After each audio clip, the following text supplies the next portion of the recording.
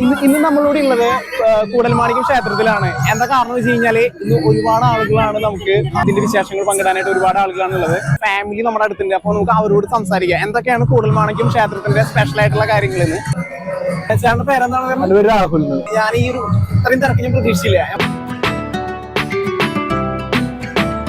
കൂടൽമാണിക്യം ക്ഷേത്രത്തെ കുറിച്ച് first time ആണോ വരുന്നത്? അല്ല, ഞങ്ങൾ സ്ഥിരമായിട്ട് വരാറുള്ളതാണ്. കഴിഞ്ഞ 7 ദിവസം ഞങ്ങളിവിടെ ഉണ്ട്. നാളെ കഴിഞ്ഞ് മറ്റന്നാള് നമ്മള് ആറാട്ട് കഴിഞ്ഞിട്ട് പോകുള്ളൂ. ക്ഷേത്രത്തെ കുറിച്ച് ഒരു 2 വാക്ക് പ്രേക്ഷകർക്ക് കാണാൻ വേണ്ടിട്ട്. കൂടൽമാണിക്യം ക്ഷേത്രത്തെ കുറിച്ച് അറിയാത്തവര് എനിക്ക് തോന്നുന്നു തൃശ്ശൂർ ജില്ലയിൽ ആരും തന്നെ ഇല്ല. നാലമ്പലത്തിൽ വരുന്ന ക്ഷേത്രമാണ്. അതുപോലെ നമ്മുടെ തൃശ്ശൂർ വടക്കുന്നാഥം കഴിഞ്ഞിട്ടുണ്ടെങ്കിൽ ഏറ്റവും നല്ല ആംബിയൻസ് ഉള്ള ഒരു ക്ഷേത്രം കൂടി വേണമെങ്കിൽ പറയാം കൂടൽമാണിക്യം. തൃശ്ശൂർ ജില്ലയിലെ ഏറ്റവും അവസാനത്തെ പരിപാടി കൂടൽമാണിക്യമാണ്. ഇത്രയും അടിപൊളിയായിട്ടുള്ള ഒരു സംഭവം തൃശ്ശൂർ ജില്ലയിൽ വേറെ ഇല്ല. മലയാളികൾക്ക് ഒരിക്കലും ഒഴിവാക്കാൻ പറ്റാത്ത ഒരു പരിപാടിയാണ്. അല്ല, ഇത് നമ്മള് കേരളത്തില് ഇത് നമുക്ക് മെയിൻലി പറയുകയാണെന്നുണ്ടെങ്കിൽ ഇത് അവസാനത്തെ പൂരം ആണെന്നുള്ളൊരു. അതായത് അവസാനത്തെ പൂരമാണ്. ഇനി ഇതോടുകൂടി എല്ലാ പരിപാടിയും കഴിയാണ്. എല്ലാ പരിപാടിയും കഴിയാണ്. ഈ ഒരു 7 ദിവസത്തെ പരിപാടിയോടുകൂടി നമ്മുടെ ഈ കൊല്ലത്തെ പൂരാഘോഷങ്ങൾ കഴിയാണ്. ആഘോഷങ്ങൾ കഴിയും. അതെ.